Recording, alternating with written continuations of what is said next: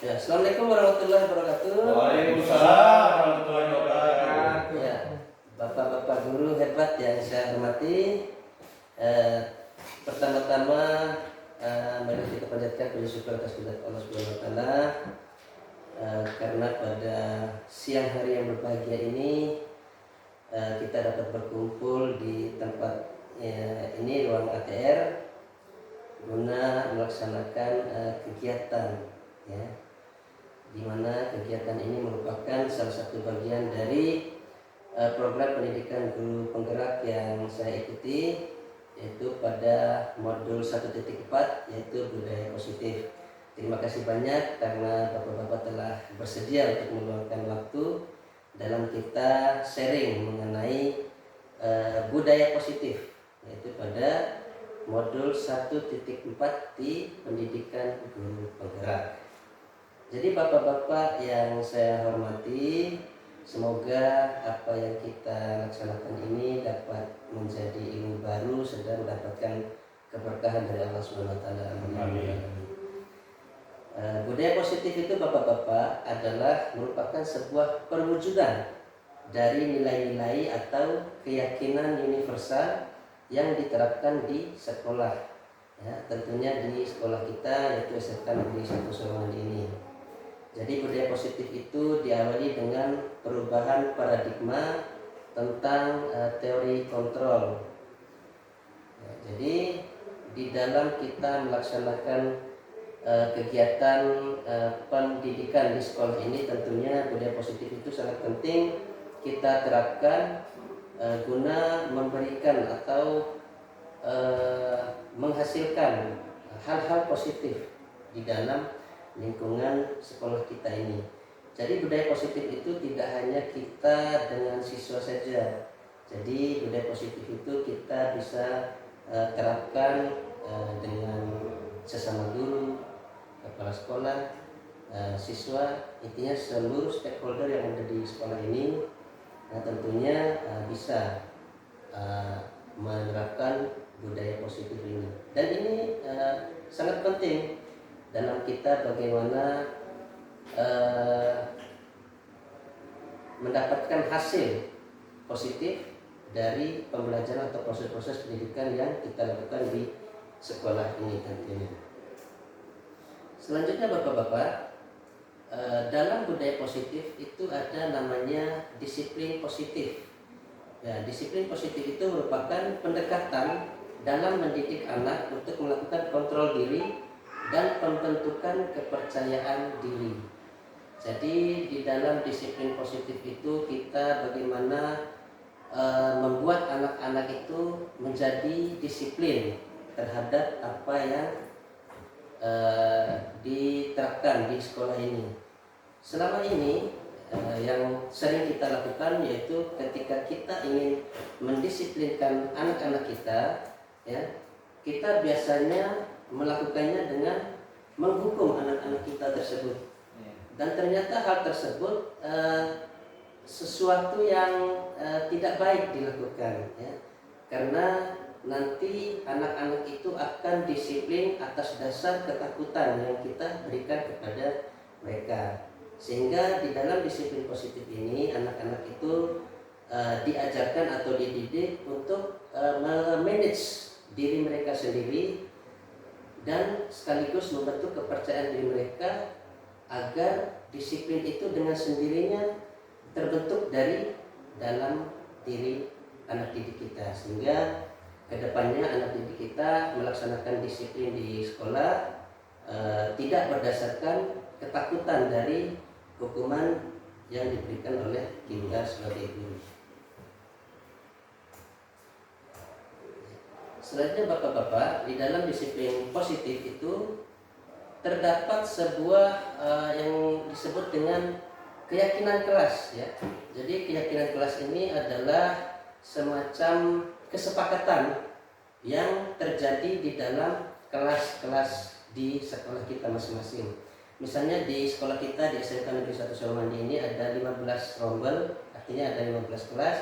Jadi setiap kelas itu oleh wali kelas menyepakati suatu kebijakan universal yang tergabung di dalam keyakinan kelas. Kebajikan universal itu banyak hal, misalnya selalu hadir tepat waktu, kemudian menghargai sesama, kemudian selalu melakukan hal-hal yang positif. Ya, jadi nilai-nilai dari kebajikan universal itu terangkum dalam sebuah kesepakatan yang dinamakan dengan keyakinan kelas. Yang nantinya ketika siswa kita melakukan sebuah kesalahan di dalam proses dia melakukan proses pembelajaran, jadi kita tinggal menanyakan kepada siswa kita, apa keyakinan kelas yang telah kita sepakati di kelas ini sehingga kamu melakukan kesalahan, apa keyakinan kelas yang kamu langgar. Seperti itu salah satu contohnya. Sehingga otomatis misalnya ketika dia tidak mengerjakan tugas, artinya salah satu keyakinan kelas yang dia langgar, misalnya selalu mengerjakan tugas yang diberikan guru, misalnya keyakinan kelas yang disepakati. Ketika dia tidak melaksanakan tugas tersebut, maka yang dia langgar adalah selalu mengerjakan tugas yang diberikan oleh guru. Itu adalah keyakinan kelas yang dia langgar, sehingga dalam diri anak tersebut otomatis akan tercipta. Jadi selalu mengerjakan tugas yang diberikan oleh guru, itulah yang dia langgar, keyakinan kelas tersebut, sehingga dalam dirinya akan sadar, oh saya melanggar keyakinan kelas yang ini, ya. Selalu mengerjakan tugas yang diberikan oleh guru, ya. Jadi itulah tujuannya. Jadi siswa itu dibuat sadar akan kesalahan yang ia buat sendiri, sehingga kedepannya kita tidak lagi menghukum anak ketika anak berbuat kesalahan. Jadi dari keyakinan kelas ini ketika mereka dalami, otomatis secara tidak langsung ketika dia meyakini keyakinan kelas tersebut dan menjalankannya sebetulnya, maka secara tidak langsung nanti disiplin positif itu akan mengalir seperti yang diharapkan. Ya, ketika satu kelas, dua kelas, dan seluruh kelas melaksanakan keyakinan kelas, otomatis di dalam satu sekolah itu disiplin positif akan berjalan juga sesuai dengan yang diharapkan, sehingga budaya positif di dalam sekolah ini sukses dilaksanakan. Seperti itu bagian-bagian dari penerapan budaya positif di sekolah kita. Itu adalah salah satu contohnya. Ya, kemudian di dalam diri kita sebagai manusia ini terdapat 5 kebutuhan dasar manusia. Yang pertama yaitu kebutuhan fisiologis. Ya, fisiologis ini berkaitan tentang kebutuhan hidup kita seperti sandang, pangan, ya. Kebutuhan akan makan, itu adalah kebutuhan fisiologis manusia. Kemudian kebutuhan akan rasa aman, ya. Jadi manusia itu butuh rasa aman, ya, dari segala gangguan yang ada.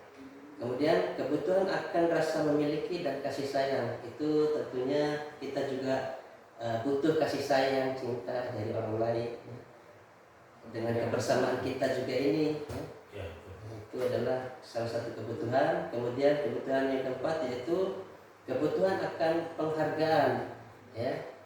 Jadi penghargaan dalam diri kita otomatis dalam melakukan setiap pekerjaan, tentunya ketika kita sukses melakukannya, ya, secara tidak langsung kan nanti akan timbul sebuah penghargaan.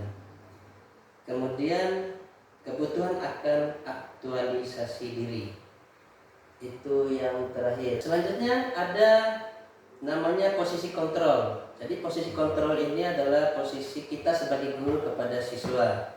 Jadi selama kita melakukan aktivitas pembelajaran di kelas, itu ada 5 posisi kontrol yang kita ambil di dalam kita mengajar di kelas, ya. Yang pertama yaitu posisi kontrol sebagai penghukum. Kemudian yang kedua pengetahuan masalah, ketiga teman, yang keempat pemantau, dan yang kelima posisi sebagai manajer. Ya. Jadi posisi kontrol yang pertama sebagai penghukum mungkin kita sering lakukan di kelas, ya. Ketika kita mengajar di kelas, kemudian ada siswa yang bertele-tele atau tidak ingin mengikuti pelajaran kita, ya. Kita biasanya selalu menghukum dia. Kenapa kamu termenung, kemudian kenapa kamu melakukan kesalahan? Sini, maju ke depan. Ya, kamu berdiri di depan, angkat kaki atau pegang kuping. Itu adalah salah satu posisi guru sebagai penghukum. Dan dalam posisi kontrol sebagai penghukum ini akan menimbulkan hal-hal negatif di dalam diri anak tersebut. Ya, misalnya dia akan trauma, ya, kemudian rasa percaya dirinya akan turun dan sebagainya. Ya. Jadi kita sebagai guru kan fungsinya untuk mendidik ya dan menuntun anak didik kita agar menjadi lebih baik. Kemudian untuk menjadi posisi kontrol penghukum ini ya bisa kita simpulkan bahwa ini adalah hal-hal yang tidak perlu kita lakukan ke depannya. Kemudian membuat orang merasa bersalah. Jadi di sini anak-anak itu kalau melakukan kesalahan kita memberikan narasi-narasi yang membuat anak didik kita merasa bersalah atas kesalahan yang telah ia perbuat. Ya. Kemudian posisi kontrol sebagai teman. Ya, jadi ini mungkin sering kita lakukan ya bapak-bapak. Jadi kita mengambil posisi diri kita sebagai teman dengan siswa ya. Ya, jadi ini ada hal negatif ya yang dapat ditimbulkan oleh posisi kontrol teman ini. Yang pertama bisa jadi kita sebagai guru hilang ya. Hilang marwahnya misalnya. Ya, hilang di bawahnya karena kalau siswa tersebut melakukan kesalahan misalnya bapak ini ya, gampang kita atur itu jadi tidak apa-apa, jadi dia akan mengulangi lagi kesalahan yang sama ya, karena kita terlalu dekat mengambil posisi sebagai teman. Kemudian posisi kontrol sebagai pemantau, kemudian posisi kontrol sebagai manajer yang terakhir ya, ini adalah posisi yang dianjurkan di dalam kurikulum Merdeka, yaitu posisi kontrol sebagai manajer karena ya sebagai manajer ini kita memimpin atau kita mendorong anak-anak untuk menemukan solusi ketika dia melakukan kesalahan. Jadi kita sebagai guru, sebagai manajer, ketika siswa melakukan kesalahan, kita mendorong siswa itu untuk menyadari kesalahannya, kemudian mencari sendiri atau menemukan sendiri solusi atas permasalahan yang dia buat. Itu adalah posisi kontrol sebagai manajer. Dalam menghadapi permasalahan siswa, misalnya ada siswa yang berkelahi misalnya, jadi kita di sana hadir harus sebagai manajer. Ya. Misalnya antara siswa A dan siswa B di kelas yang berbeda, mereka berkelahi tentang sesuatu misalnya. Nah, jadi di sana kita hadir, jangan sampai kita hadir sebagai penghukum, ya, karena mereka berkelahi kita langsung menghukum mereka langsung. Menyalahkan satu. Jadi di situ harus netral. Iya, kita harus netral yang pertama. Kita harus hadir sebagai manajer dan netral. Ya, dan kita di sana harus menerapkan sebuah pendekatan yang dinamakan dengan segitiga restitusi ya. Jadi di dalam segitiga restitusi itu ada 3 tahapan. Kita memberikan penyelesaian terhadap masalah siswa. Yang pertama yaitu menstabilkan identitas ya. Artinya ketika siswa sedang berantem kita hadir langsung, kita di sana menengahi, kita stabilkan identitas mereka ya. Yaitu stabilkan identitas ini yaitu bagian dasar dari segitiga restitusi yang bertujuan untuk mengubah identitas anak yang gagal karena melakukan kesalahan menjadi orang yang sukses ya, karena dengan senang hati dia nantinya akan memperbaiki kesalahan tersebut ya. Salah satu contohnya misalnya ketika mereka berkelahi, ini ada apa kok berkelahi ya, kemudian si A nyaut begini pak, kemudian ini lagi begini pak. Nah, lalu kita hadir di sana, stabilkan dulu emosi mereka, karena di saat siswa kita emosi atau secara umum manusia emosi itu pasti tidak akan menemukan solusi nanti di dalam penyelesaian masalah. Sehingga dalam menstabilkan identitas ini kita contohnya kita memberikan narasi-narasi misalnya ya tidak ada orang yang tidak berbuat salah. Semua kita pasti melakukan kesalahan. Bapak kita dulu pernah melakukan kesalahan. Ya, kita stabilkan emosi anak-anak kita. Kemudian baru kita lanjut ke tahap validasi tindakan yang salah. Ya, jadi di sini kita memvalidasi apa yang telah mereka lakukan, kesalahan-kesalahan apa. Misalnya antara A dan B, A melakukan kesalahan kepada si B. Kita validasi tindakan si A ini salah terhadap B, ya. Untuk menyadarkan si A ini bahwa apa yang dilakukannya itu adalah sebuah kesalahan. Ya, baru di akhirnya kita melakukan sesi menanyakan keyakinan ya, pada segitiga institusi tersebut. Ya.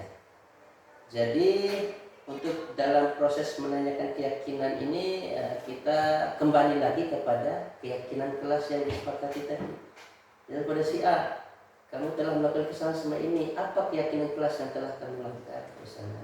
Kemudian selanjutnya, apa keyakinanmu terhadap masa depanmu? Kamu ini mau jadi apa ke depannya? Ya. Kalau kamu begini terus kan, apakah cita-citamu akan tercapai? Ya, dengan menanyakan keyakinan pada tahap segitiga institusi. Ya. Jadi dalam proses penyelesaian masalah siswa, kita tidak serta-merta harus melakukan hal yang biasa kita lakukan, ya. Misalnya dengan menghukum dan sebagainya. Ya, jadi bapak-bapak, demikianlah pemaparan atau sharing singkat kita pada kesempatan ini. Kemudian jika ingin lebih mendalami, ada beberapa video yang sudah saya upload ke YouTube, ya. Misalnya bapak-bapak ingin menonton bagaimana penerapan segitiga restitusi dalam kepada siswa yang bermasalah misalnya, bisa dibuka di YouTube. Kemudian untuk seri-seri selanjutnya nanti bisa kita lakukan dengan kegiatan seperti ini, atau kita bisa chat-chat WhatsApp juga, ya. Jadi bapak sekalian, demikian sharing singkat pada kesempatan ini. Mungkin ada yang ingin bertanya? Kendalanya dalam mendisiplinkan siswa yang berbeda karakter dan kegiatan budaya di SMP Sarmani. Ya, terima kasih Pak Hizbullah. Jadi kendala-kendala yang dihadapi ketika ingin mendisiplinkan siswa. Ya, jadi sebagaimana yang kita ketahui bersama, karakter siswa kita terutama di SMK 1 Sarmani ini kan wataknya keras, ya, bisa dikatakan seperti itu. Jadi inilah pentingnya kita menerapkan segitiga restitusi tersebut, karena saya pribadi yakin bahwa air saja yang menetes di batu itu pasti akan ada bekasnya, ya. Jadi sebatu-batunya siswa kita pasti ada sisi yang bisa kita ambil untuk meluruskan atau mendisiplinkan mereka, ya. Jadi seperti itu, ya. Salah satu caranya yaitu dengan menerapkan segitiga restitusi. Jadi kendala-kendalanya yang kita hadapi selama ini, yang pertama yaitu dari kebersamaan kita guru misalnya. Jadi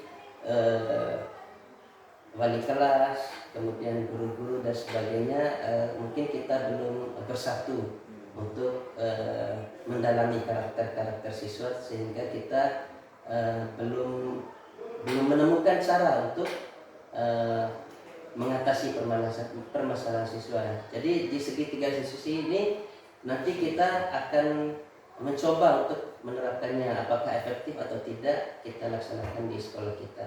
Kendala berikutnya yaitu dukungan, ya. Jadi dukungan itu sangat penting sekali, ya.